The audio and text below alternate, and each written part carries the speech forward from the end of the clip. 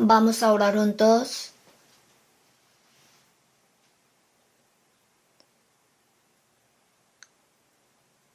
Dios nuestro Padre misericordioso, hoy el día del Señor, gracias por reunirnos aquí, por alabarte y por aprender tu palabra. En esta hora, el Espíritu Santo esté con nosotros y con la palabra de Dios despierta nuestro corazón y edifica nuestros pasos encima de la palabra. Pronto comenzará la conferencia. El Señor esté ahí, opera para que muchos hombres de varias ciudades puedan recibir la salvación y utilízanos a todos nosotros preciosamente. Ahora en México, en Estados Unidos y en muchos lugares se están haciendo la misión. Señor, guía a cada uno de los que predican tu palabra y muestra más tu operación y poder. Hoy el principio y el fin, que nos guíe el Espíritu Santo y opere en medio de nuestro corazón. Todo el principio y el fin en las manos santas del Señor confiamos. En el nombre de nuestro Salvador Jesucristo hemos orado. Amén. Vamos a buscar Salmos 89. Salmos 89. Versículo 37. Leo. Como la luna será firme para siempre, y como un testigo fiel en el cielo, Selah. Y el versículo 42. Has exaltado la diestra de sus enemigos. Has alegrado a todos sus adversarios. Embotaste asimismo el filo de su espada, y no lo levantaste en la batalla. Hasta aquí.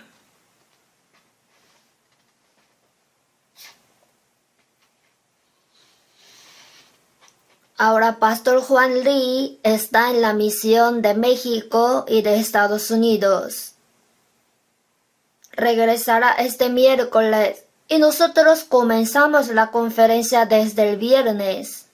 Por eso, pienso que deberíamos orar mucho por el pastor.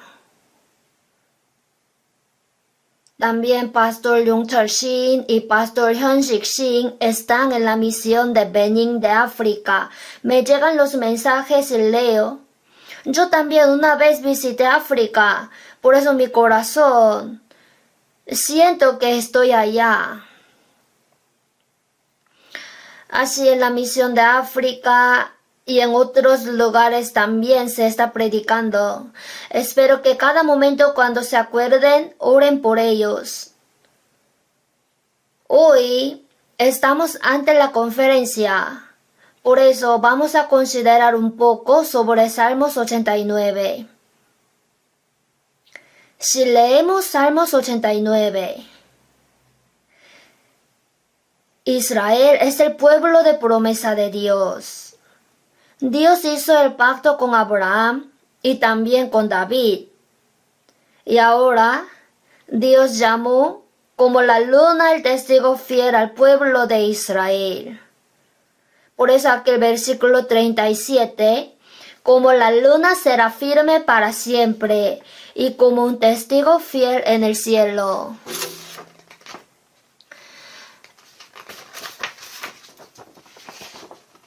En la época del Antiguo Testamento, el pueblo de Israel era un pueblo especial que testificaba que Jehová era Dios. En la época del Nuevo Testamento, los cristianos son testigos de Jesús.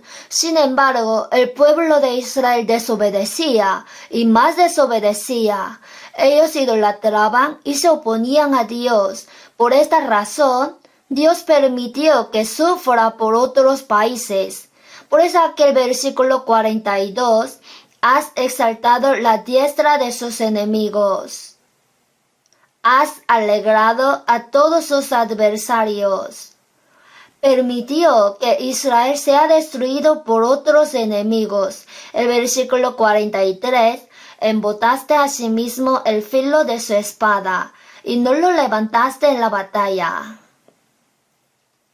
El pueblo de Israel salía con espada, pero no podía ganar a los enemigos. Aquí dijo, embotaste asimismo el filo de su espada, y no lo levantaste en la batalla.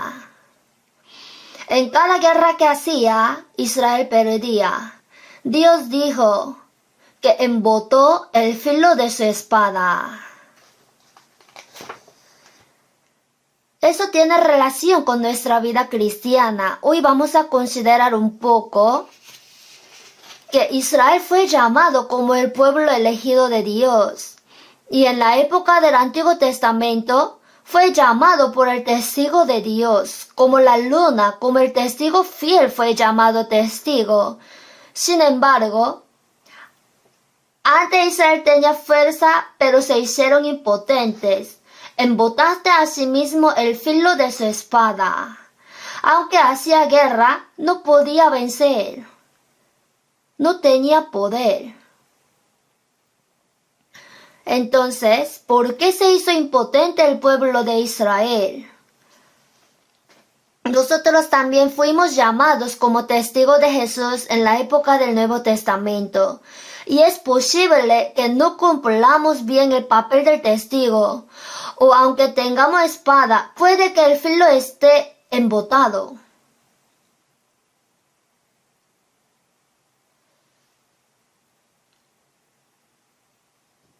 También, aunque hagamos la guerra, es posible que no podamos vencer. Y tampoco Israel ha sido siempre impotente. Antes tenía su poder. Israel ejercía su poder en gran manera. Y el periodo de transición, cuando ya ese poder comenzó a desaparecer, fue la época de los jueces. Por eso, si vemos una cosa de la época de los jueces, podremos aprender la clave. ¿Cómo podremos afilar el filo de espada y cómo podremos vivir con poder? Así, hoy, al recibir la conferencia, les voy a dar el sermón acerca de unas consideraciones para la conferencia. Aquí, veamos Salmos 89:37. Como la luna será firme para siempre, y como un testigo fiel en el cielo. La luna como un testigo fiel en el cielo. La luna no es objeto luminoso, sino reflejante. Sin el sol, la luna no puede alumbrar. Israel, como era pueblo elegido de Dios, cuando tenía relación correcta con Dios, podía alumbrar y hacer el papel de testigo. Por eso, Israel, como la luna el testigo de fiel en el cielo, en cierto tiempo hacía bien. Por eso, cuando Israel salió de Egipto y conquistaba la tierra de Canaán, la espada de Josué cuán poderosa era. En cada lugar iba, vencía a los enemigos. Y si leemos Josué, está detalladamente escrito que el filo de espada de Josué mataba a los generales de los enemigos y conquistaba otros países vecinos. En la época de David también, el filo de espada era agudo. David, confiando en poder de Dios, en cada guerra que hacía, vencía. Cumplió el Reino Unido. Y en la época de los reyes, también Ezequías, quien hizo la reforma religiosa cuando Israel había levantado muchos altares, los quitó todos e hizo servir en un altar. En el tiempo de Ezequías, cuando se llevó a cabo la reforma religiosa, ahí Israel tenía fuerza. Los 185,000 asirios invadieron y en un día fueron todos muertos. Así tenía gran poder. En nuestra época, los cristianos también son llamados como testigos. En Hechos 1, Pero recibiréis poder cuando haya venido sobre vosotros el Espíritu Santo, y me seréis testigo en Jerusalén. Israel en la época del Antiguo Testamento testificaba que Jehová era Dios, y los cristianos del Nuevo Testamento son testigos de Jesús. Pero en un tiempo Israel, que fue llamado por testigo fiel, su filo de espada era afilado, conquistaba a los enemigos y glorificaba a Dios. Por eso en Oseas 13:1 dijo: cuando Efraín hablaba hubo temor. O sea, la palabra de los israelitas tenía poder.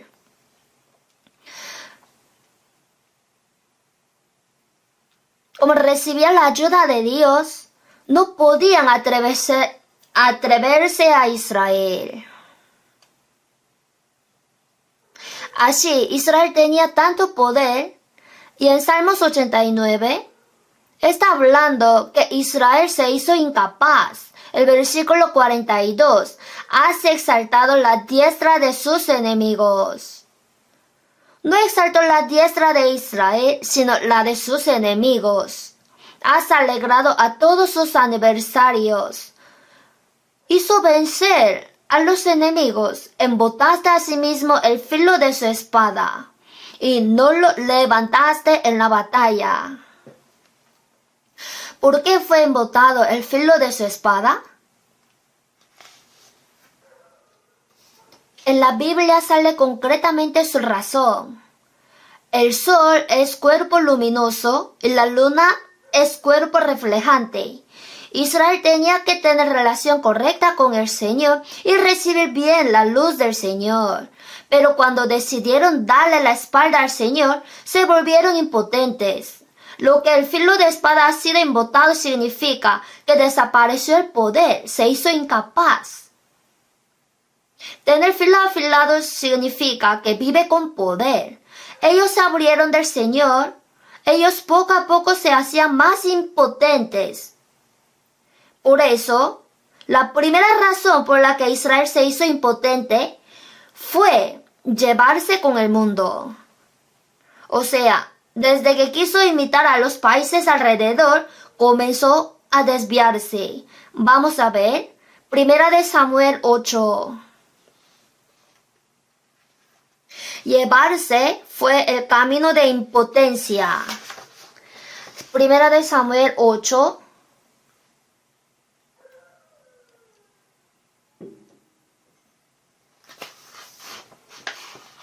Versículo 4.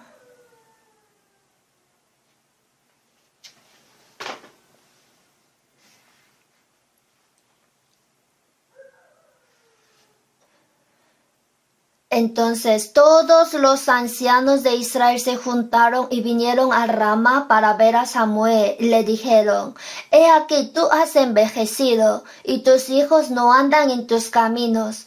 Por tanto, constitúyenos ahora un rey que nos juzgue, como tienen todas las naciones.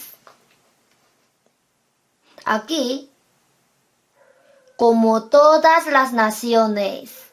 Sale así. Y el versículo 20, y nosotros seremos también como todas las naciones, y nuestro rey nos gobernará y saldrá delante de nosotros y hará nuestras guerras. Israel era teocrático, era directamente dominado por Dios. Dios era su rey, y Samuel ya está viejo, y los hijos de Samuel eran jueces y no hacían bien. Teniéndolo por pretexto, nosotros seremos también como todas las naciones. Constitúyenos ahora un rey. Así finalmente fue establecida la monarquía. ¿Y qué es esto? Queremos ser como todas las naciones. Tenían ese corazón que quería imitar al mundo. Al final se mezclaron con las naciones. Así como ya se llevó con el mundo, luego entraron muchos ídolos. Por eso, Dios de antemano había advertido por medio de Moisés que no tendrá otros dioses fuera de Dios. Sin embargo, Israel ahora se está llevando y los ídolos entraron. ¿Hasta cuántos ídolos? Ya nacieron varios ídolos como el número de las ciudades de Israel. En Isaías 2, veamos Isaías 2,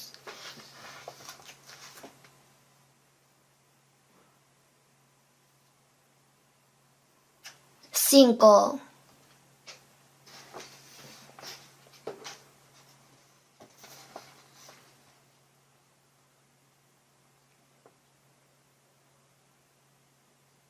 Venid, oh casa de Jacob, y caminaremos a la luz de Jehová. Ciertamente tú has dejado tu pueblo, la casa de Jacob, porque están llenos de costumbres traídas del oriente y de agoreros como los filisteos. Y pactan con hijos de extranjeros. Su tierra está llena de plata y oro, sus tesoros no tienen fin. También está su tierra llena de caballos, y sus carros son innumerables. Además su tierra está llena de ídolos, y se han arrodillado ante la obra de sus manos y ante lo que fabricaron sus dedos.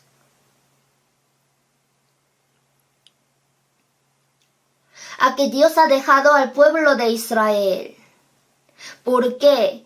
Como ya se habían juntado con otros países, entraron las costumbres extranjeras. Tenía que ser distinguido, pero llevándose junto entraron las cosas del mundo, porque están llenos de costumbres traídas del oriente, y económicamente les iba bien. Por eso, su tierra está llena de plata y oro, sus tesoros no tienen fin.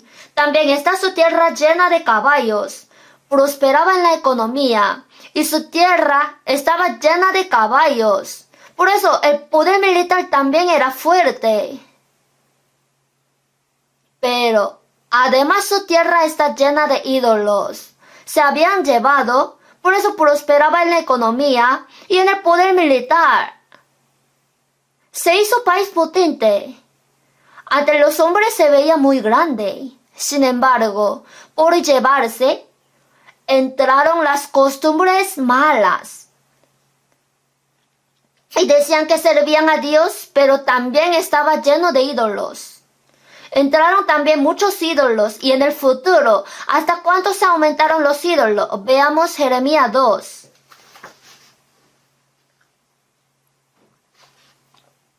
Jeremías capítulo 2, versículo 28.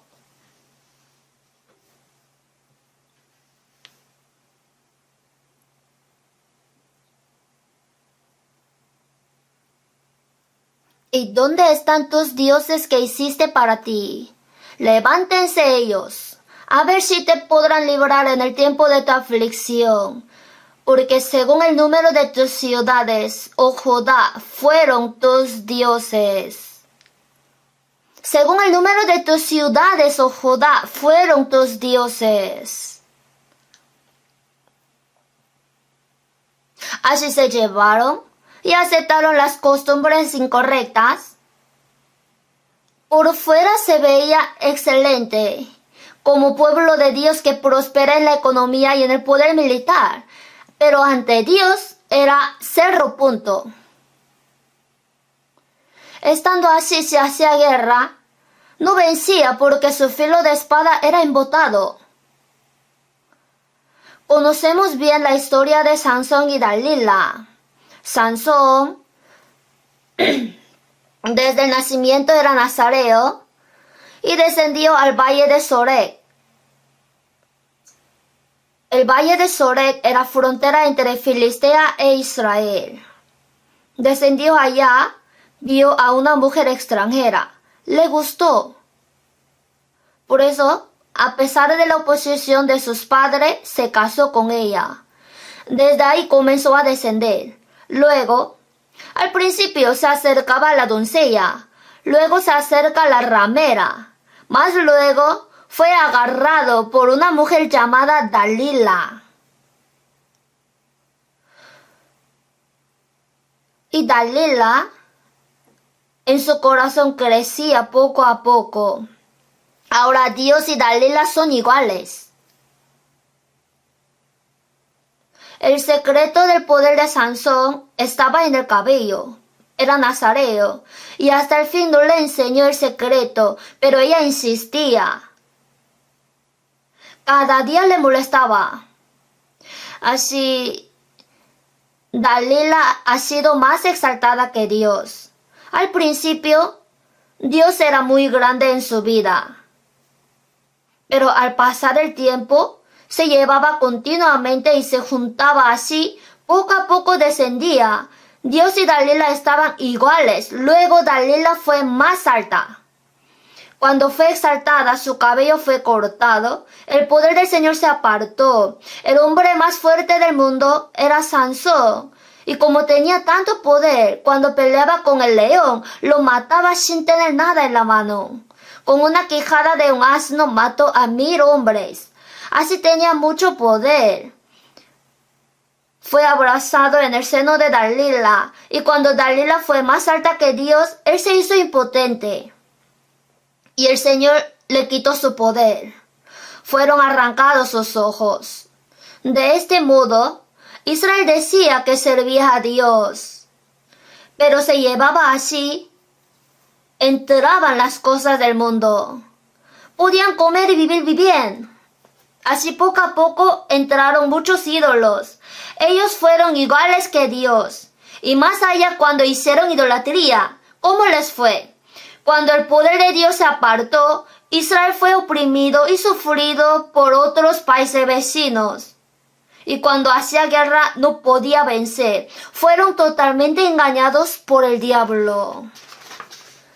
Cuando la Biblia explica sobre el diablo, lo expresa con varios animales. Primero, la serpiente. Pero la serpiente era astuta más que todos los animales del campo que Jehová Dios había hecho. Hablando de la serpiente que sale en Génesis 3, dijo en el Apocalipsis 12, la serpiente antigua que se llama Diablo y Satanás. La serpiente que sale en Génesis 3 es la sombra del diablo, por eso engaña. Dios también dividió la lengua de la serpiente en dos. El carácter básico del diablo es mentira. Jesús en San Juan 8:44 dijo, Él ha sido mentiroso desde el principio. Cuando habla mentira, de suyo habla, porque es mentiroso y padre de mentira. El diablo es mentiroso. Cuando habla, de su mentira habla. Cuando el diablo miente, en el sentido contrario, él está hablando la verdad.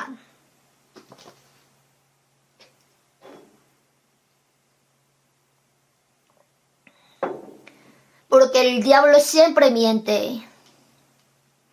El diablo es mentiroso, su carácter es engaño. Otro, veamos el Apocalipsis 16, cuando explicaba del diablo, ¿qué dijo? 3 espíritus inmundos a manera de ranas. ¿Cómo ranas? ¿Por qué hablando de los espíritus inmundos dijo a manera de ranas? La rana tiene 2 caracteres básicos. Primero, es ruidosa. La rana es muy ruidosa.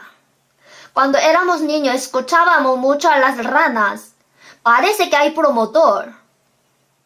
Si una comienza a croar, todos juntos cantan croar. Si uno para, todos se paran. Son raras. Parece que sí hay líder. Por eso rana hace ruido. Donde el diablo obra siempre hay problema, conflicto y alboroto. Se hace ruidoso. Cuando el Espíritu Santo opera, hace callar, ¿verdad? Y el siguiente, otro carácter es que la rana es anfibio. Vive en el agua, también en la tierra. Por eso lo maravilloso es que cuando el diablo obra, siempre nos hace llevarnos. Es su carácter. Oiga, no pasa nada. Si imita a otras naciones, está bien. Está bien si te llevas con ellos. Así hace poner una pierna aquí y otra pierna allá. Esto es estrategia básica del diablo. Y cuando pones así las piernas, ya otras cosas comienzan a entrar y hace importar más otra cosa que a Dios para que sea impotente. Un señor de mediana edad que tenía cana, tenía 2 novias. Una era mayor que él y otra era menor que él. Entonces, si iba la mujer joven, ella quería que él parezca joven y le sacaba la cana. Y la mujer mayor quiere que parezca más viejo, por eso le sacaba cabello negro. Así como visitaba esta casa, luego la otra se convirtió en calvo. Así, el pueblo de Israel, cuyo filo de espada ha sido embotado, impotente. Los cristianos del Nuevo Testamento son testigos de Jesús. Después de recibir la salvación, alguien cuyo filo de espada era muy agudo, hacía con poder, guiaba a los hombres al Señor y vivía fuertemente, pero en un momento ya se hizo incapaz. En la Biblia dijo, con armas de justicia a diestra y a siniestra. En una parte tiene escudo y otra parte tiene espada, y no hay poder. En la Biblia sale la condición. Veamos su condición. Segunda de Corintios,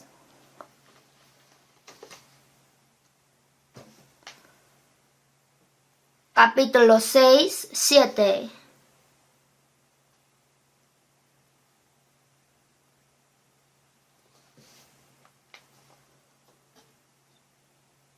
En palabra de verdad, en poder de Dios, con armas de justicia a diestra y a siniestra. Segunda de Corintios 6, 7. No ha dicho incondicionalmente con armas de justicia a diestra y a siniestra. Con armas de justicia. ¿Qué significa? Tiene que pelear, entonces tiene escudo y toma la espada del Espíritu, que es la palabra de Dios. Sobre todo toma el escudo de la fe. A diestra tiene espada. Aunque con armas de justicia a diestra y a siniestra, a pesar de esto es posible que sea incapaz. ¿Por qué? Sale la condición delante, en palabra de verdad, en poder de Dios.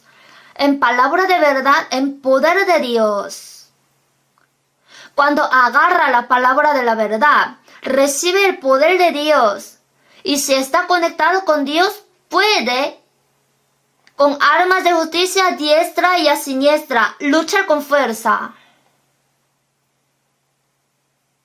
Aunque tenga espada, si no agarra la palabra de Dios, ni recibe el poder de Dios, estando así, sin falta va a perder. En la Biblia, si se embotare el hierro y su filo no fuere amolado, hay que añadir entonces más fuerza. Como hay que amolar bien el hierro embotado, es necesario que en la vida cotidiana se entrene continuamente, sin cesar. Por eso dijo, ejercítate para la piedad.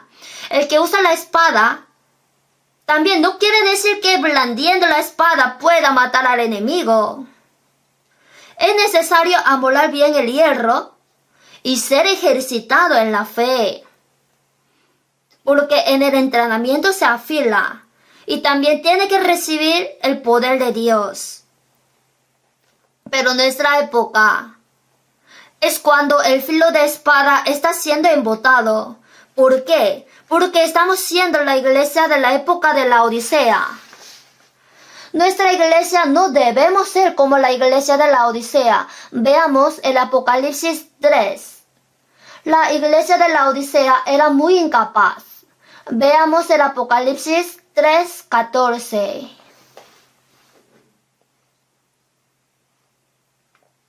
Ser tibio significa que desapareció el poder. El 14. Y escribe al ángel de la iglesia en la Odisea. He aquí el amén, el testigo fiel y verdadero, el principio de la creación de Dios, dice esto. Yo conozco tus obras, que ni eres frío ni caliente. Ojalá fueses frío o caliente, pero por cuanto eres tibio y no frío ni caliente, te vomitaré de mi boca. Porque tú dices, yo soy rico y me he enriquecido, y de ninguna cosa tengo necesidad, y no sabes que tú eres un desventurado, miserable, pobre, ciego y desnudo. Salen 7 iglesias de Asia. Otras iglesias fueron alabadas y reprochadas. Otra iglesia ha sido solamente alabada, pero la iglesia de la Odisea solamente fue reprochada. A que el Señor dijo, ojalá fueses frío o caliente. Quiere decir que si no quiere creer, no crea. Y si quiere creer, que crea con seguridad. Que tome la decisión entre las dos partes. El Señor no puede recibir lo tibio. ¿Por qué se hizo tibio? Ser tibio significa que no tiene poder. No sale nada lo que puede recibir el Señor. Entonces, ¿por qué se ha hecho tibio? Aquí el Señor, en el versículo 14, da la respuesta. 3. En 3 cosas hubo problema.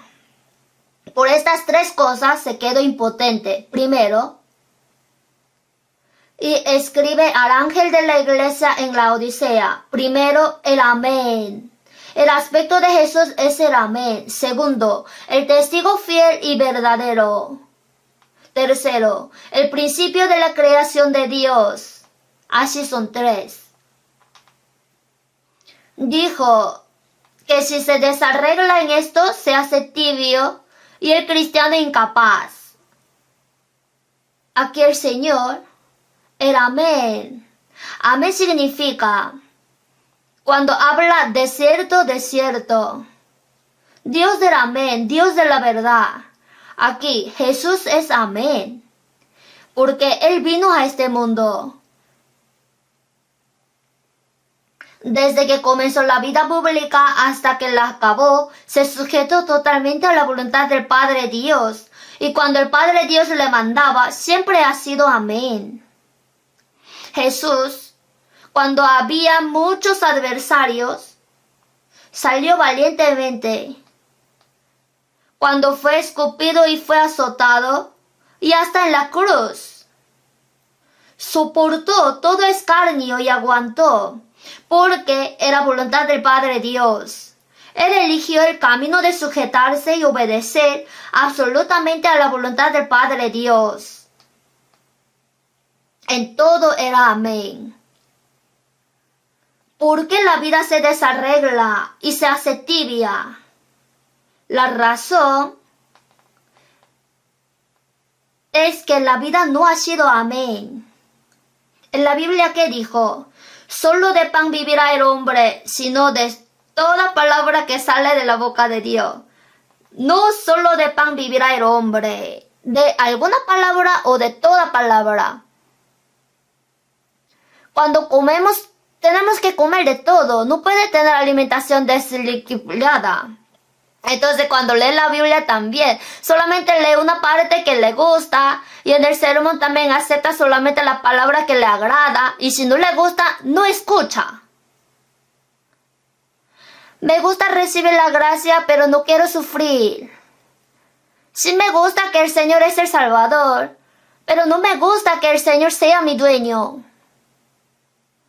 Me gusta recibir la gracia, pero no me gusta dar la ofrenda. Sí me gusta que Dios me dé su gracia y amor, pero no quiero sacrificarme.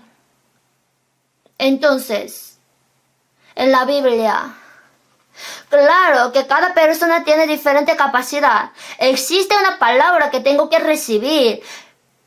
Y uno mismo, siendo dueño, elige la parte de la Biblia y acepta solamente la palabra que le gusta. Entonces son amén en partes, por partes. Si se hace así, la fe se desarregla.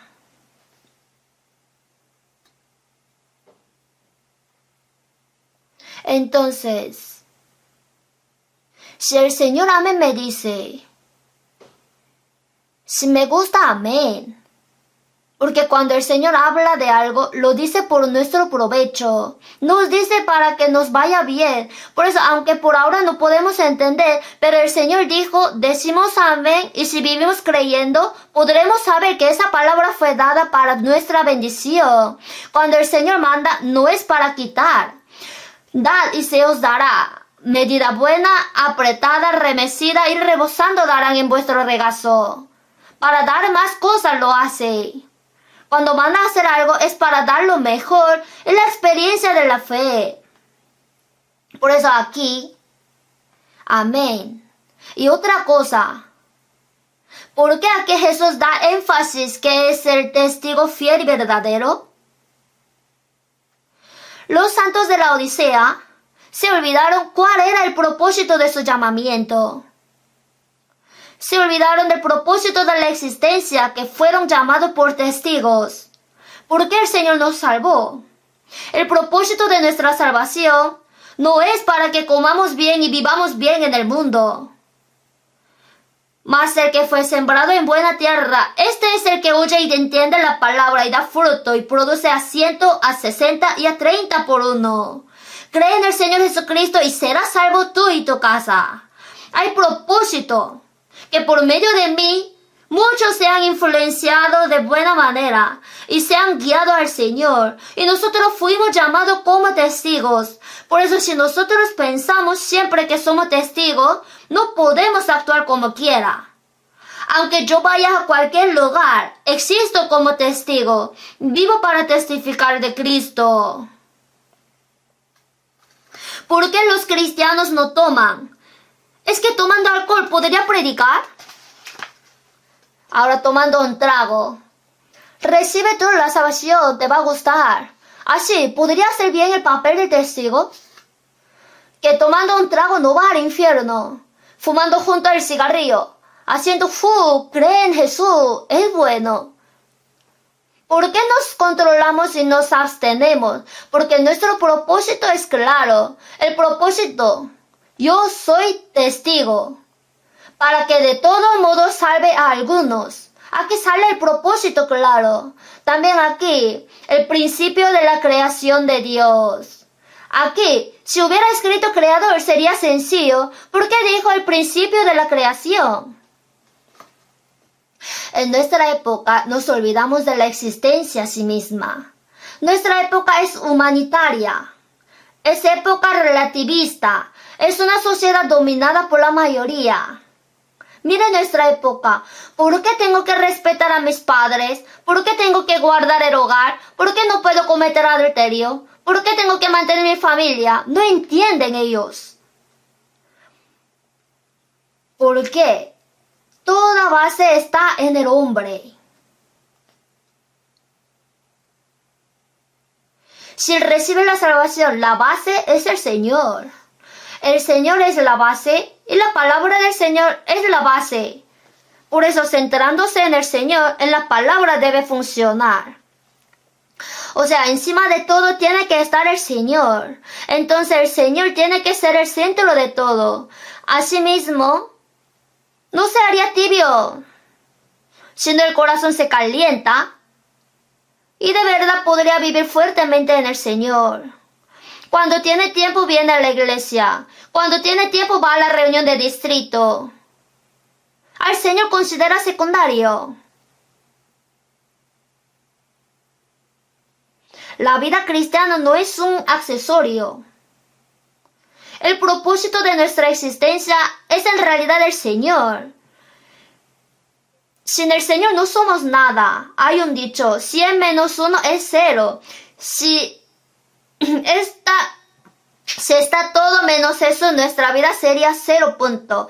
Aunque no tengo nada, 0 más 1 son 100. O sea, si tengo al Señor, tengo todo. Conocemos a muchos hermanos que los vemos unos años y ya no lo vemos. Pero con el Señor tenemos que vivir eternamente. Entonces, ¿a quién tenemos que ser bien visto?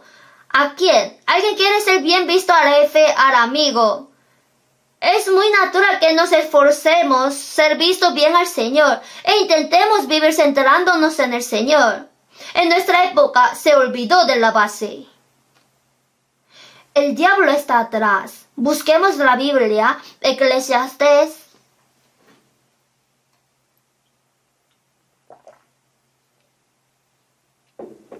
Eclesiastés capítulo 7, 26.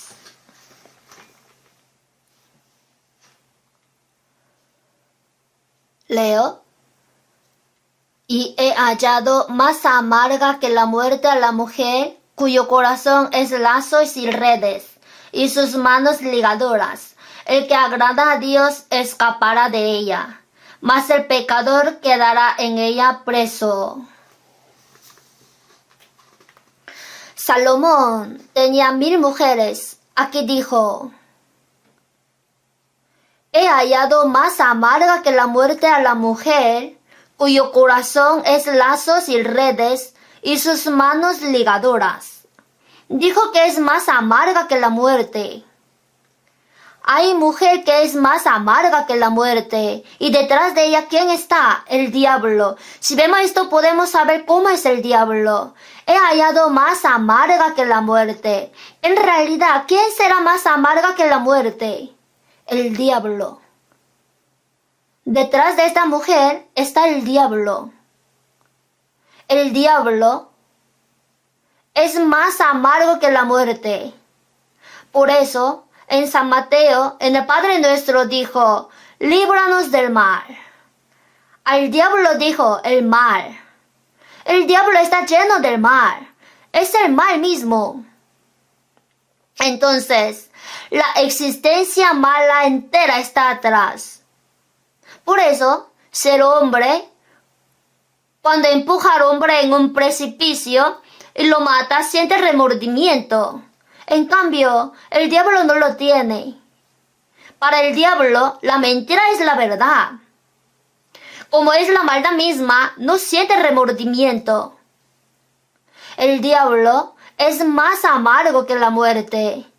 Y entre las mujeres hay mujer muy amarga, Jezabel. ¿Cuán amarga era Jezabel? Herodías, quien decapitó a Juan, el Juan el Bautista, también es una mujer amarga. Entre los varones también hay amargos. Hitler, al principio no era así. Él pintaba bien. Y él intentó como 2 veces para entrar a la Universidad de Arte y no pudo. Por eso se hizo soldado. Pero el hombre, cuando pasa algo, es posible que se convierta muy malvado. Hitler también era estudiante de la Universidad Teológica, pero se contaminó con el comunismo y se cambió cruel. Así, en el mundo hay hombre que es más amargo que la muerte. Y lo que realmente más amargo que la muerte es el diablo. Pero si vemos aquí, he hallado cuyo corazón es lazos y redes. Aquí sale la mujer más amarga que la muerte, y detrás de ella está el diablo cuyo corazón es lazos y redes. Él tiene toda estrategia. Su corazón está lleno de lazos y redes.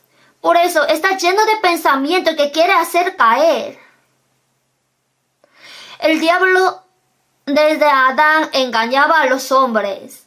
Por eso de todo modo, para hacerle caer al hombre está planificando, y especialmente desea que el cristiano se haga incapaz. Porque si el filo de espada de los cristianos se hace afilado y hacen bien la vida cristiana, ellos van a destruirse. Así han estado esforzando para incapacitar a los cristianos.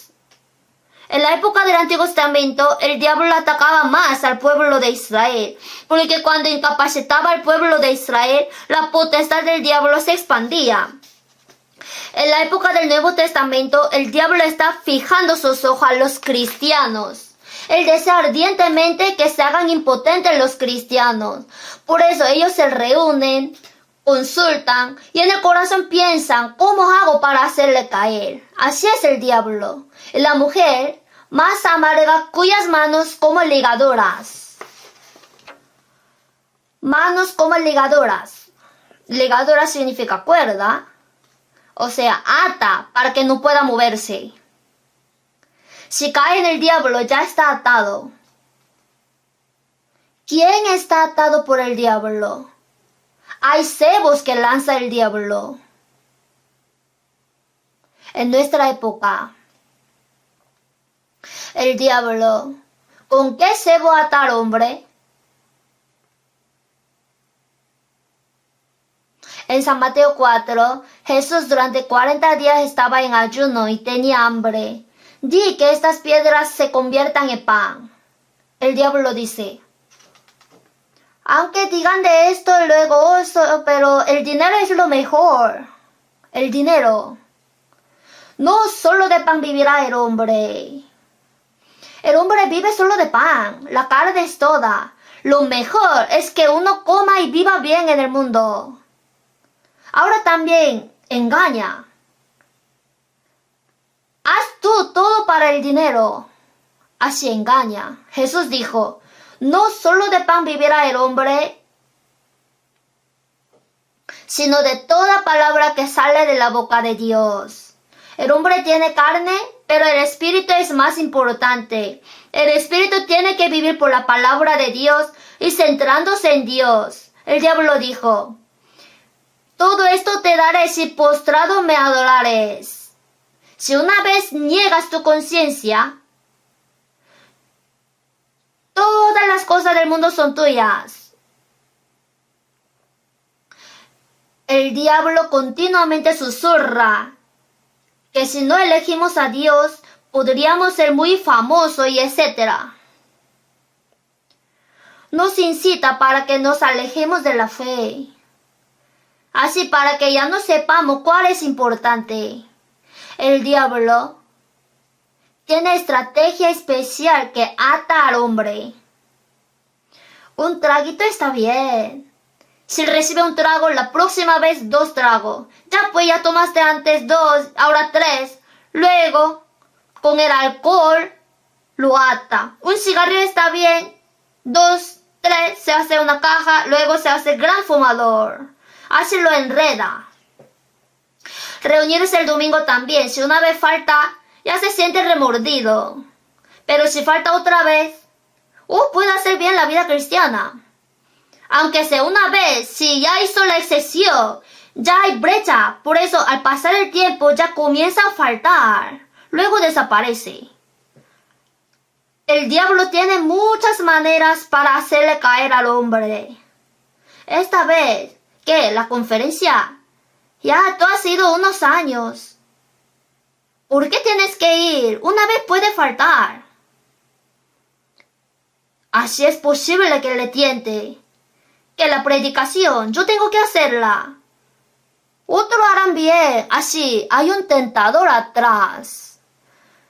Como el diablo ya había puesto en el corazón de Judas Iscariote que le entregase. El diablo en el corazón de los hombres, especialmente en el corazón de los cristianos, mete continuamente lo incorrecto. Luego hace caer. Aquí sale la mujer que tiene manos como ligaduras. El diablo quiere cautivar al hombre. Sansón fue enredado en el cebo de la mujer. Salomón también cayó en el problema de la mujer. Asimismo David. Pero Judas Iscariote fue atrapado en el problema del dinero. Saúl también cayó en el honor. Adonías también en el honor. Así de todo modo, Demas, siendo atado con la ligadura llamada amor al mundo, se ha ido al mundo. Así, el diablo tiene varios lazos. Al hombre recién renacido le mete la duda de la salvación y lo sacude. Al hombre que ha hecho un poco la vida cristiana, ¡wow! Tú estás haciendo bien. Así le da el orgullo y le hace caer. Al antiguo, ya basta, hiciste lo suficiente en tu vida cristiana. Ya no hagas tan fuertemente. No hace falta vivir con tanto esfuerzo. Así, el diablo está atrás. Busquemos Proverbios 6.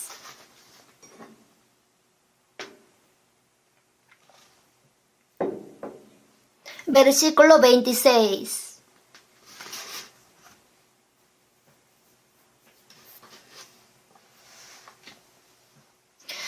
26.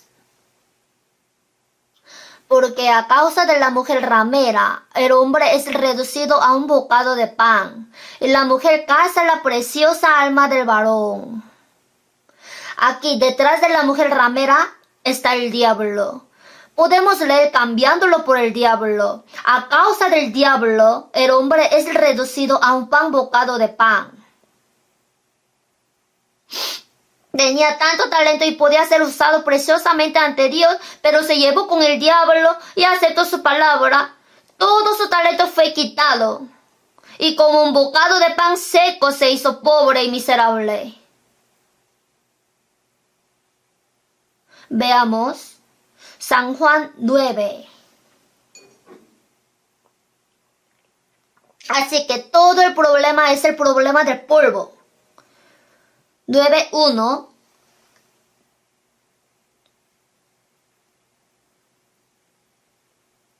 Al pasar Jesús vio a un hombre ciego de nacimiento. 3. Respondió Jesús: no es que pecó éste ni sus padres, sino para que las obras de Dios se manifiesten en él. El 6. Dicho esto, escupió en tierra e hizo lodo con la saliva y untó con el lodo los ojos del ciego. Dicho esto, le dijo: ve a lavarte en el estanque de Siloé, que traducido es enviado. Fue entonces y se lavó y regresó viendo. Lo que Jesús curó al ciego desde el nacimiento muestra que todos los hombres que nacieron después de Adán son ciegos espiritualmente. Pero cuando Jesús le curó, no le curó sencillo, sino que escupió en tierra e hizo lodo con la saliva. Luego untó con el lodo los ojos del ciego. Luego dijo que vaya a lavarse. Se lavó en Siloé y regresó viendo. ¿Por qué? Si el Señor podía orar y curarle, hizo el lodo y lo untó con los ojos.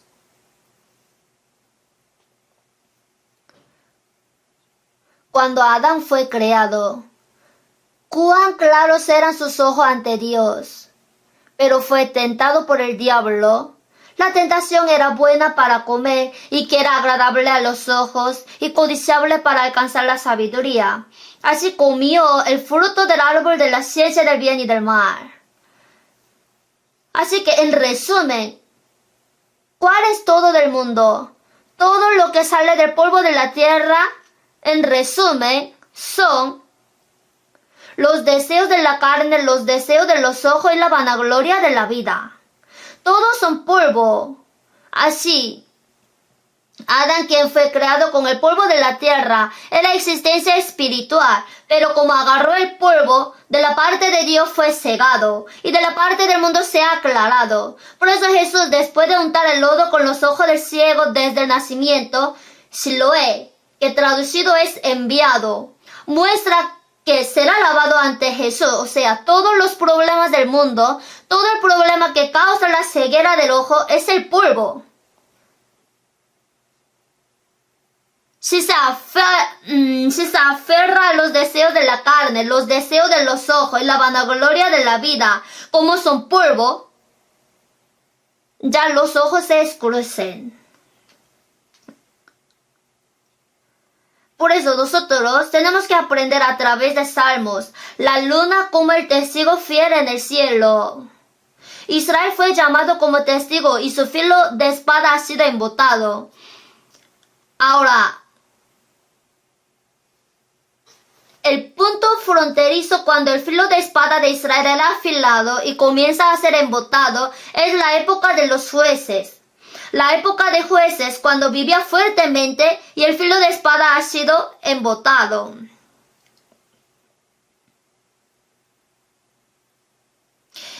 Entonces, si aprendemos algunas partes de jueces, podremos aprender exactamente cuándo se hace incapaz y cuándo tiene poder. Nosotros necesitamos ser utilizados preciosamente por el Señor, no solamente en esta conferencia, sino hasta que vayamos al reino de los cielos. Y eso no podemos hacer con nuestra fuerza. En la Biblia, ¿diste tú al caballo la fuerza? El caballo tiene fuerza. El caballo tiene fuerza, pero si desarreta el caballo, pierde su fuerza. El cristiano también, como el caballo, tiene fuerza y corre bien. Y es posible que el cristiano se quede incapaz. ¿Cuándo el cristiano se hace impotente? Cuando desarreta el caballo, pierde su fuerza. Si se corta del Señor, ya se hace impotente. El Señor opera por medio de la iglesia, que es su cuerpo. Y si se separa de la iglesia, si ya no recibe, se queda incompetente.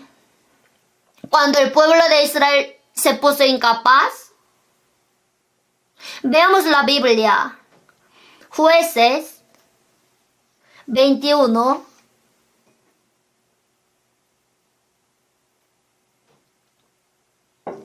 Jueces capítulo 21, 25.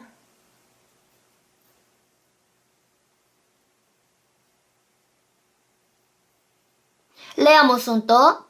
En estos días no había rey en Israel. Cada uno hacía lo que bien le parecía. En la época de los jueces, cada uno hacía lo que bien le parecía.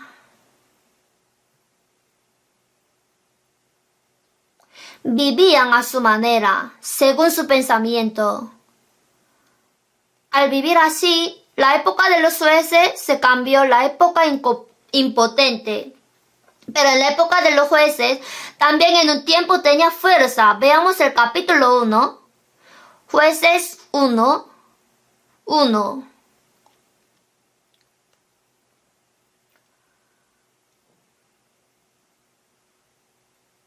Aconteció después de la muerte de Josué que los hijos de Israel consultaron a Jehová diciendo: ¿Quién de nosotros subirá primero a pelear contra los cananeos?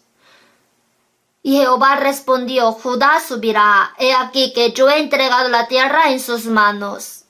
¿Cómo era el principio de jueces? Consultaron a Jehová. Cuando preguntaban a Dios, tenían poder. Pero cuando no consultaron, sino hacían según lo que bien le parecía, se hacía incapaz. Así que el núcleo de ser impotente o potente está en consultar a Jehová. Nuestra vida personal también. Si yo hago después de consultar a Dios, o hago según mi juicio. Debido a eso, aparece la diferencia, si se hará impotente o fuerte. En Proverbios 3, reconócelo en todos tus caminos, y Él enderecerá tus veredas. O sea, en todos ponga al Señor primero, y Él endereza sus pasos. Cuando preguntemos al Señor y hacemos, el Señor interviene, guía y ayuda. En Salmos 81, Dios, fortaleza nuestra. Dios tiene poder, pero ¿a quién da su poder? En Salmos 81:10, abre tu boca y yo la llenaré. Cuando abría su boca grande hacia el Señor y buscaba su ayuda, Dios les daba poder, el filo de su espada era agudo y tenían fuerza.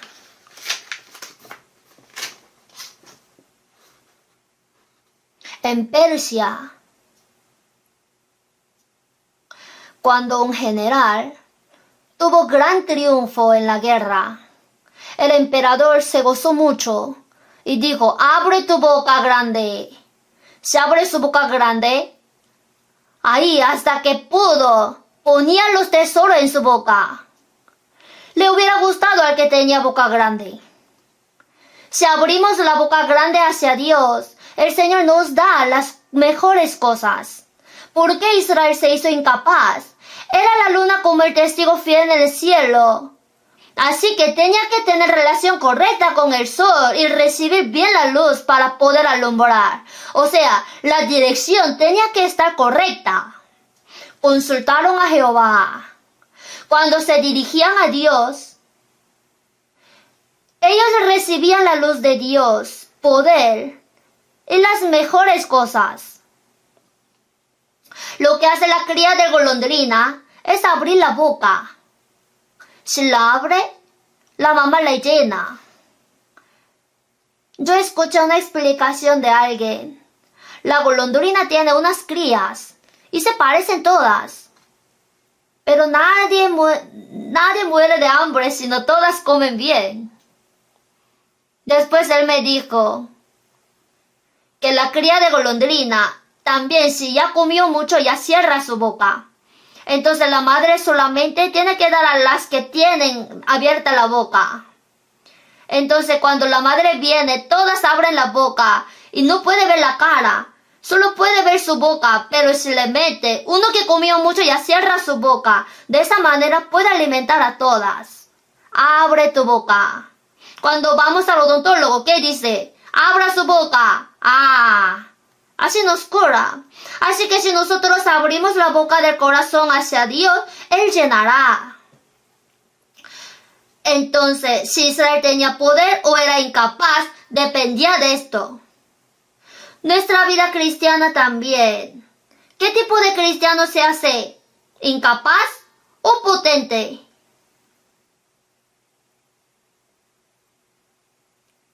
Eso depende de si consultar a Jehová o no.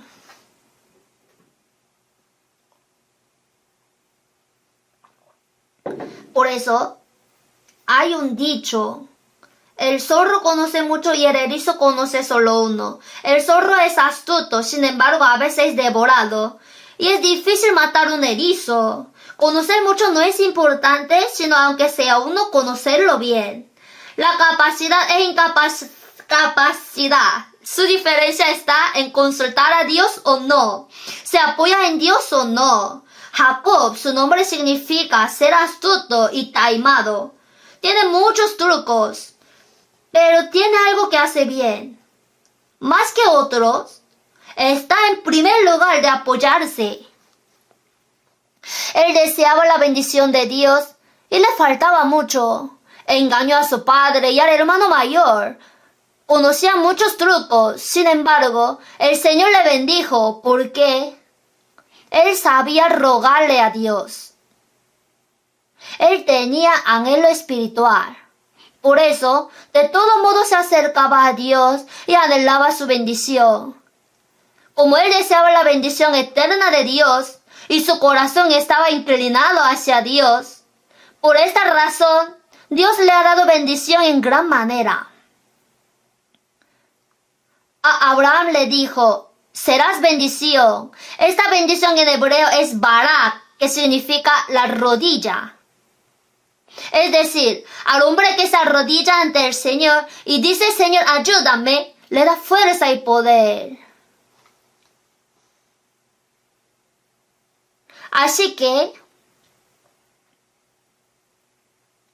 el primer punto donde se divide en poder y en capacidad.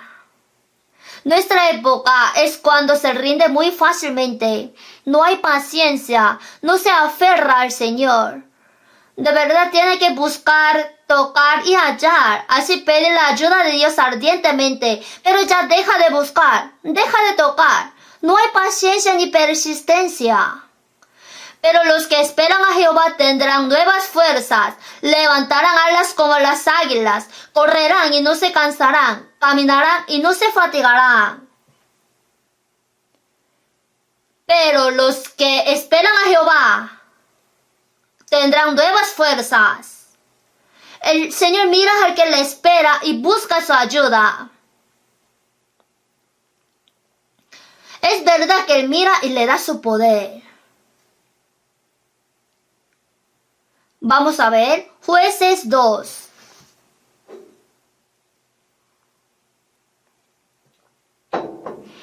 Versículo 1.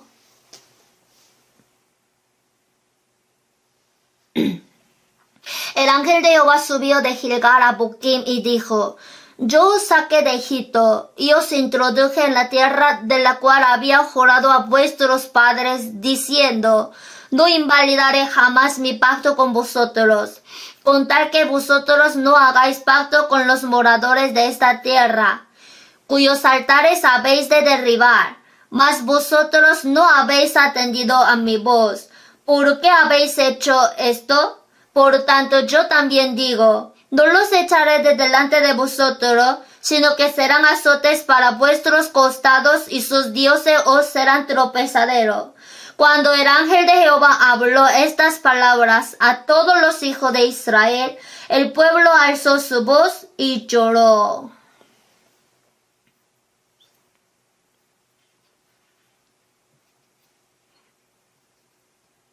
Aquí el Señor dijo, no hagáis pacto con los moradores de esta tierra, cuyos altares habéis de derribar. Dijo que sin duda tiene que ser distinguido de las naciones extranjeras. Por eso cuando era distinguido tenía poder. ¿Por qué Israel se hizo incapaz? Porque en la época de los jueces, al pasar el tiempo, como se llevaban, se juntaban, por eso cayeron en incapacidad. Por eso, cuando se distingue, tiene poder. En Génesis 6, los hijos de Dios y las hijas del hombre se llevaron. Los descendientes de Set, que eran salvos, y los de Caín, que no eran salvos, se mezclaron. Así ellos se hicieron incapaces. Si se mezcla, no hay poder. Abraham estaba distinguido de Sodoma y Lot estaba ahí en Sodoma. No pudo distinguirse. Así Lot se vio envuelto en una acción disciplinaria, en una guerra. Luego recibió la salvación por fuego. Abraham ya estaba distinguido. Para que la luna haga el papel, tiene que estar lejos de la tierra. No puede estar pegada a la tierra. Aunque vivimos en el mundo, vivimos contactando con los hombres del mundo. Pero del pecado sí tenemos que ser distinguidos. Así tendremos poder. Dios dijo a Israel, no hagáis pacto con los moradores de esta tierra, cuyos altares habéis de derribar. Ellos no debieron llevarse con las 7 tribus de Canaán. Si se llevaba, ellos eran su lazo. Por eso Dios dijo que las destruía, pero no hicieron así. Y por esta causa, ellos cayeron en impotencia. En Isaías 1, el convocar asambleas son iniquidad, vuestras fiestas solemnes. Se mezclaron. Servían a Dios, también a Milcom. Se llevaron. Por eso se hicieron impotentes. Si se aferraba a Dios, de ahí saldrá todo poder y fuerza.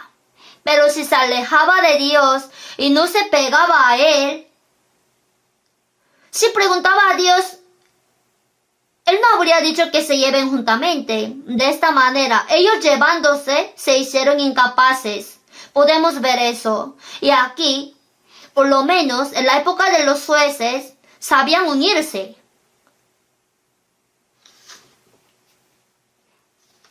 Cuando eran individualistas, eran incapaces, pero ellos sabían unirse. Veamos Jueces 5. Capítulo 5. Aquí Israel lucha con Canaán. Aquí ganaron en la guerra contra Canaán. ¿Cuándo Israel tenía fuerza?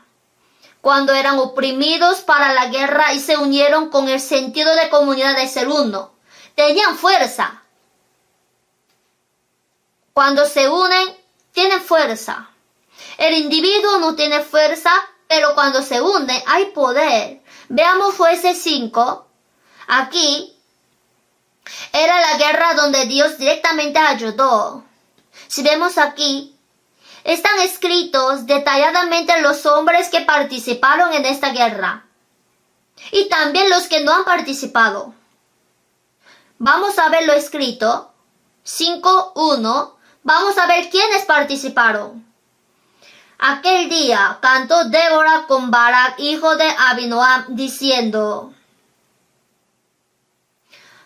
Aquí Débora salió antes y luego Barak, hijo de Abinoam, salió e hicieron guerra. salen Débora y Barak. El versículo 2. Por haberse puesto al frente los caudillos en Israel, por haberse ofrecido voluntariamente el pueblo, load a Jehová. Salieron los caudillos de Israel a la guerra, y el pueblo voluntariamente se había ofrecido.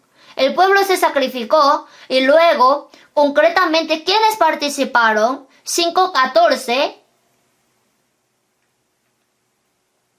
De Efraín vinieron los radicados en Amalek. En pos de ti, Benjamín, entre tus pueblos. De Maquir descendieron príncipes, y de Zabulón los que tenían vara de mando. O sea, los de Efraín participaron en la guerra, aunque vivían en la zona de Amalek. Ahora se estalló la guerra. Para ayudarles, los de Efraín participaron en la guerra. Luego los de Benjamín, en pos de ti, Benjamín, entre tus pueblos. Algunos de Benjamín también participaron. De Maquir descendieron príncipes, los que tenían un poco de poder. Después de Zabulón, los que tenían vara de mando. Los hombres nobles participaron. Y el versículo 15, aquí salen los hombres que especialmente son alabados. Caudillos también de Isaacar fueron con Débora, y como Barak también Isaacar.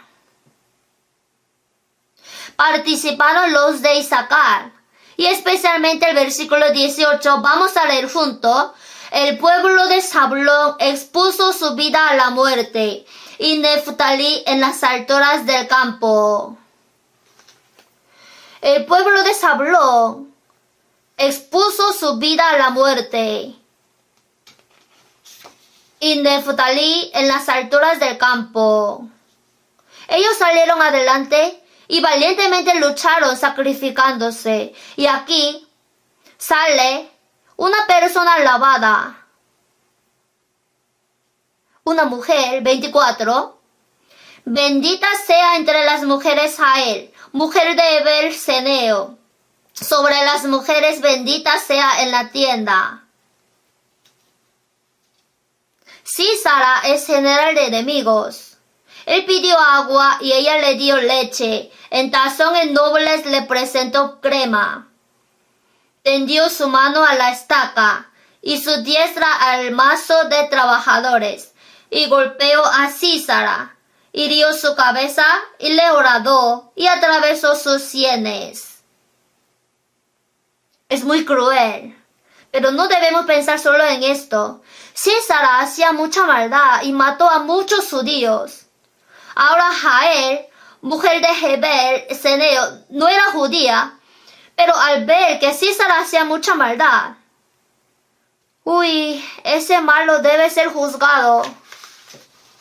Cuando tenía fe segura en Dios, Dios se lo envió a la mujer para que mate al general. Así, de esta manera, muchos participaron en esta guerra unidos. Y aquí están escritos los que no participaron también. Vamos a ver quiénes no han participado. El versículo 15. Caudillos también de Isaacar fueron con Débora, y como Barak, también Isaacar se precipitó a valle en el valle. Entre las familias de Rubén hubo grandes resoluciones del corazón. Aquí sale el valle de Rubén. Hubo grandes resoluciones del corazón. El 16. ¿Por qué te quedaste entre los rediles para oír los balidos de los rebaños? Entre las familias de Rubén hubo grandes propósitos del corazón. En el valle de Rubén. Entre las familias de Rubén hubo grandes propósitos del corazón. ¿Qué significa? ¿Tenemos que participar en esta guerra o no? Si vivimos en el oriente del Jordán, estamos lejos. Somos la tribu primogénita. Rubén era el primogénito. Si participaré o no. Hubo grandes propósitos del corazón. Entonces, ya no voy. Después de tener propósitos del corazón, finalmente no fueron. Hasta esta persona está escrita aquí. Hubo grandes resoluciones del corazón. Yo iré. Pero hubo grandes propósitos del corazón. Si iré o no, voy o no, participo en la guerra o no, a la diestra, a la siniestra, si voy a la conferencia o no. El versículo 17. Galaad se quedó al otro lado del Jordán, y Dan, porque se estuvo junto a las naves, se mantuvo a la ribera del mar, y se quedó en sus puertos. La tribu de Dan no participó. Aser se quedó en sus puertos, tampoco participó. Por eso, aquí cuando participaron, como el pueblo de Israel se sacrificó, el Señor peleó e hizo vencer en la guerra. Pero había hombres que participaron y otros que no tenían interés. Si existe el corazón, si voy o no. Aunque no participó, ojalá ganen en la guerra, tiene este corazón. Y la tribu de Dan y la tribu de Aser se quedaron y no pudieron participar. Pero en el versículo 23 sale esta palabra. Maldecid a Meroz, dijo el ángel de Jehová, maldecid severamente a sus moradores, porque no vinieron al socorro de Jehová contra los fuertes.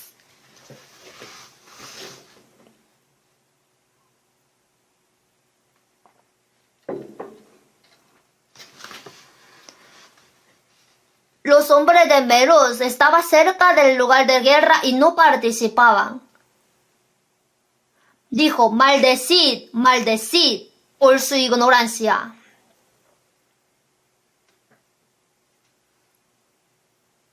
También, si vemos Nehemías capítulo 3, cuando Nehemías regresó de Persia y edificaba los muros de la ciudad, están escritos los nombres que participaron en la edificación de muros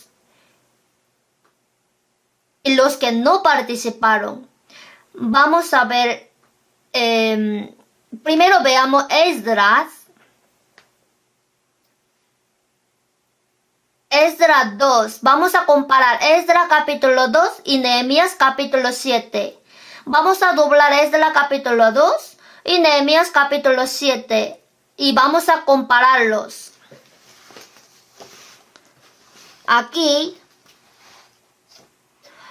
los que regresaron de Babilonia, por eso edificaron los muros. Esdras 2 es el aspecto antes de edificar los muros. Y Nehemías 7 es después de edificar los muros. Si vemos aquí, el número total de los israelitas que regresaron de Babilonia, en Esdras 2:64,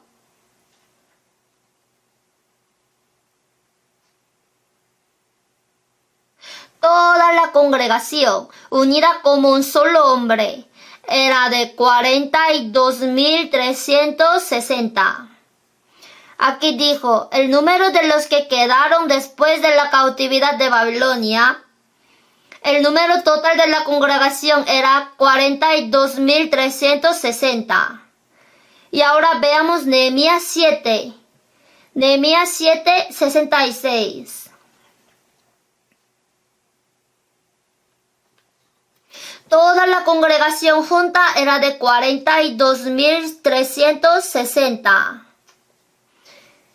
Entre el número al comenzar la construcción de muros y el número al terminarla, no hay ningún muerto en medio de ellos.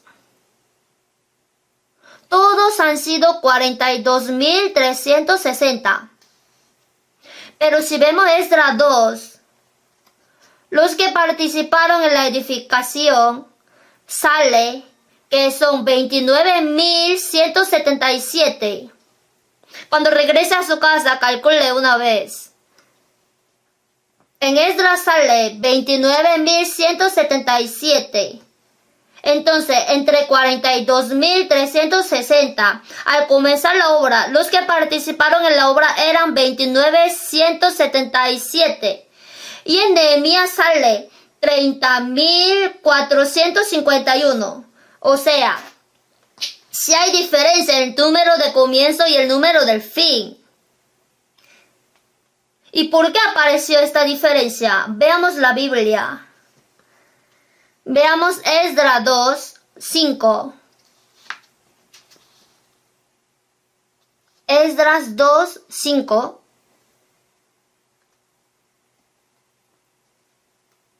Los hijos de Ara, 775. Los hijos de Ara, los 775 comenzaron las obras, pero en medio salieron poco a poco. Veamos el fin. Nehemías 7, 10.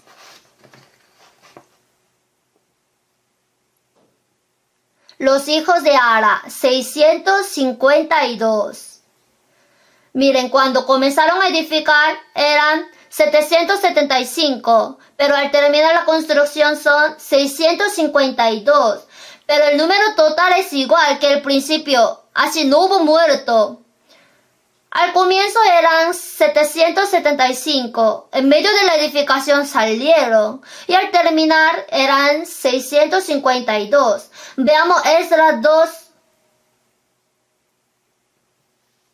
8. Los hijos de Sato, 945. Los hijos de Sato al principio participaron 945. Veamos Nehemías 7, 13. Los hijos de Sato, 845. O sea, al principio participaron 945, en medio salieron 100, así se redujo en 845. Luego, Esdras 2:12. Los hijos de Azgad, 1222.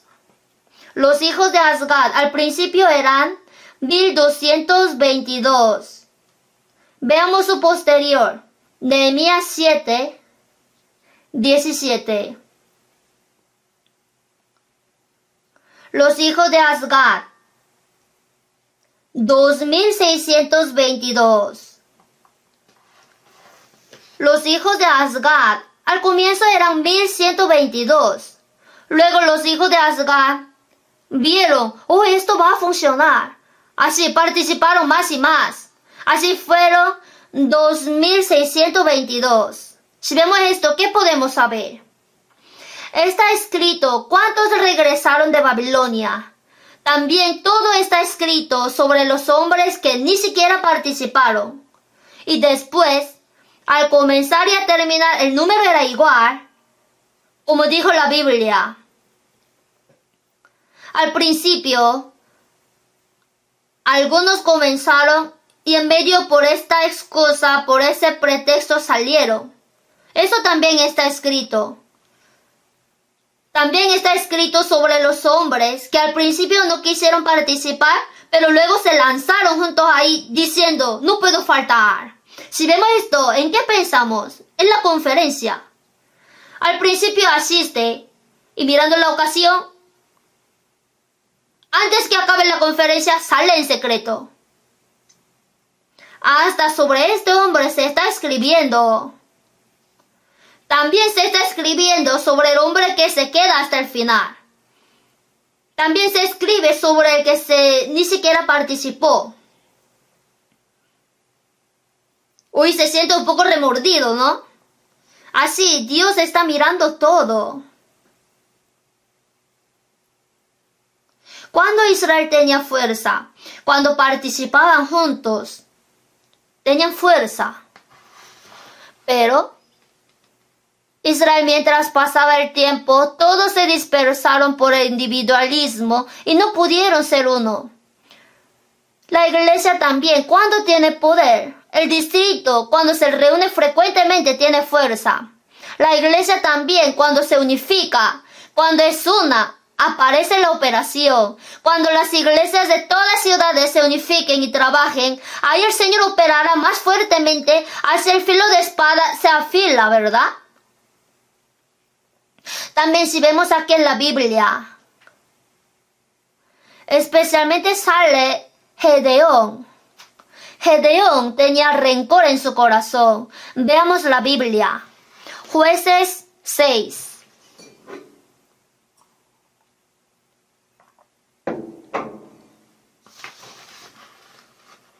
Jueces, capítulo 6. 11.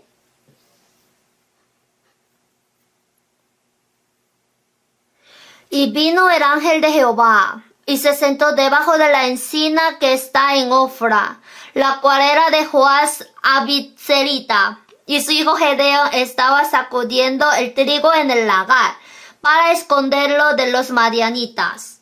Y el ángel de Jehová se le apareció, y le dijo: Jehová está contigo, varón esforzado y valiente. Gedeón estaba sacudiendo el trigo en el lagar para esconderlo de los madianitas. ¿Se ve cobarde? El Señor le dijo: varón esforzado y valiente. ¿Por qué le digo varón esforzado y valiente si estaba escondiendo?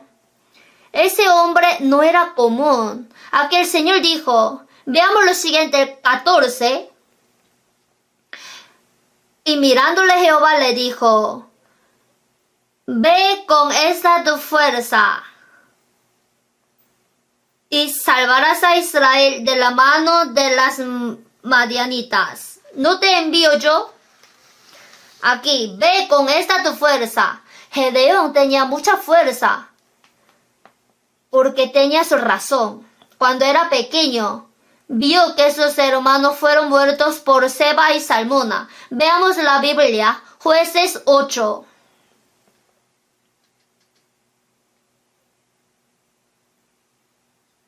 Jueces capítulo 8, versículo 4. Y vino Gedeón al Jordán y pasó él, y los 300 hombres que traía consigo, cansado, más todavía persiguiendo. Si aunque estaban cansados, más todavía persiguiendo, cogieron a Seba y Salmona. El versículo 18. Luego dijo a Seba y a Salmona: ¿qué aspecto tenían aquellos hombres que matasteis en Tabor? Ellos respondieron: como tú. Así eran ellos. Cada uno parecía hijo del rey. Y él dijo: mis hermanos eran hijos de mi madre. Vive Jehová, que si les hubierais conservado la vida, yo no os mataría. Cuando era pequeño, él vio que los hijos de su madre, sus hermanos, fueron muertos terriblemente. Entonces, ¿qué tiene? Tiene profundo rencor en su corazón. Por eso, Madián era muy grande y Gedeón no tenía fuerza, porque era pequeño. Por eso, para destruir a los madianitas, él se entrenaba y en cada momento se estaba ejercitando. Así se estaba entrenando en secreto, sin que se den cuenta los madianitas. El Señor lo vio. En su corazón había rencor. Quería vengarse. Por eso el Señor, como él estaba preparado, lo llamó y le dio fuerza para que gane al ejército de Madián. En nuestra época está desapareciendo el rencor. Yo recibí la salvación, basta. Ahora, ¿cuántos hombres están corriendo al infierno? Y nuestra familia amada está siendo llevada al infierno por el diablo. Y no tenemos el rencor contra ese diablo. O el rencor contra esa potestad que agarra a los hombres que no son salvos. Si lo tuviéramos, nos entrenaríamos y prepararíamos. Pero no tenemos rencor. Sin embargo, el hombre que tiene rencor continuamente se aferra al Señor, prepara con anticipación, así cumple la operación. Aunque la tierra de Canaán fue dada, el ganarla estaba relacionado con su fe. Nosotros, después de ser salvos, también nos es dada la voluntad libre. Por eso el Señor usa al que prepara con anticipación y que está listo. Hay diferencia entre el hombre que tiene rencor y el que no lo tiene. Puedo vivir convenientemente. ¿Por qué tengo que ser lleno del Espíritu Santo? Ay, ¿por qué tengo que trabajar hasta dando todo mi empeño? El Señor dijo que seamos fieles hasta la muerte. Abrimos la boca, pero no la abrimos grande. Predicamos, así intentamos varias veces y dejamos. Por eso si vemos ahora jueces, el Señor ¿a quién le da fuerza? Al que tiene corazón ardiente, que tiene rencor, el Señor lo usa. Sansón también pecó y sus ojos fueron arrancados, pero cuando él se arrepintió, los que mató al morir fueron muchos más que los que había matado durante su vida. Al hombre que aunque haya vivido mal, si se arrepiente de verdad, el Señor le podrá dar mayor cosa y fuerza. Arrepentirse y convertirse es la fuerza. Por eso estamos ante la conferencia. Si hemos vivido mal, realmente nos arrepentimos. Y si le obedecemos y nos aferramos al Señor, Él dará fuerza y podrá enviarnos más almas que puedan recibir la salvación que están alrededor de nosotros. Por eso Samgar mató a 600 hombres con una aguijada de bueyes. Aunque sea una aguijada de bueyes, si el poder del Señor acompaña, será instrumento más fuerte que la espada. Sansón con la quijada de asno mató a 1000. Así, aunque sea cualquier instrumento, si el Señor acompaña, eso puede ser instrumento más poderoso, ¿sí? Nosotros estamos ante la conferencia. En realidad estamos ante una guerra grande. Por eso brevemente vamos a pensar en algunas cosas. ¿Qué tenemos que hacer? Necesitamos orar así. Salmos 90.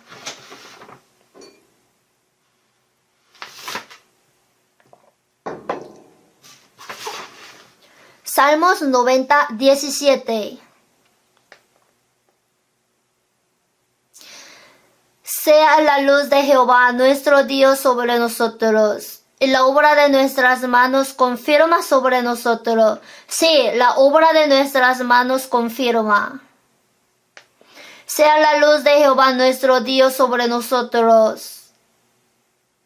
Aquí, en la conferencia se necesita la gracia de Dios. Sea la luz de Jehová nuestro Dios sobre nosotros. Y la obra de nuestras manos confirma sobre nosotros. Sí, la obra de nuestras manos confirma. Cuando oremos, Dios de verdad, en este evento de la conferencia de verano, confirma nuestras manos y que se cumpla tu operación.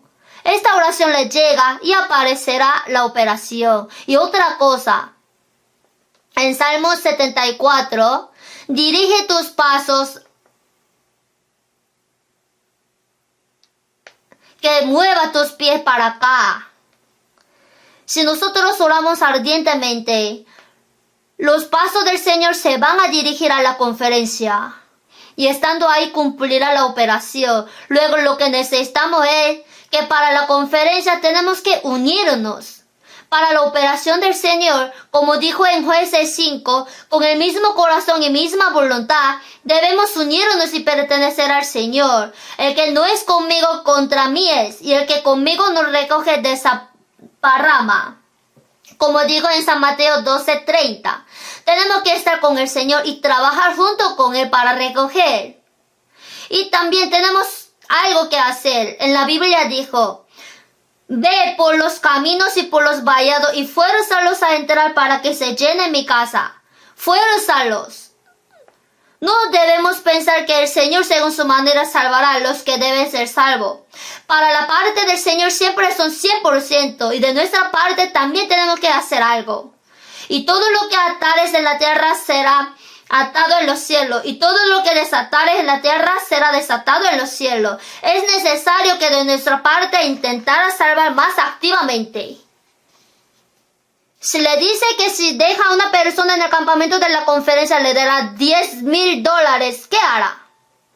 Así podría suficientemente guiar a muchos, ¿verdad? En Isaías 62, no reposéis, ni le deis tregua. El que no reposa, para esta persona el Señor no descansa sino opera. Por eso, esta vez, por la decisión, yo en la conferencia voy a sufrir. Con este corazón vamos, y entre los salvos, si alguno está desarreglado en la fe, cuidándolo bien, les hacemos ir a la conferencia, así su corazón también podrá cambiar mucho. Así cuando cumplimos bien el trabajo que nos encargó, cuando venga el Señor, podremos recibir la alabanza y la gloria del Señor. Nuestra esperanza está en aquel cielo. El éxito de nuestra fe es cuando seamos alabados por el Señor. Ahí recibiremos la gloria. Por lo tanto, debemos orar para que el filo de nuestra espada se esté afilado y de verdad ocurra la operación de que muchos hombres sean salvos en esta conferencia. Oremos juntos. Dios nuestro Padre misericordioso, gracias por salvarnos con tu sangre preciosa. Esta vez, acompaña con todas manos que preparan la conferencia y con las manos que guían a los invitados. También acompaña especialmente con los pastores que van a predicar la palabra.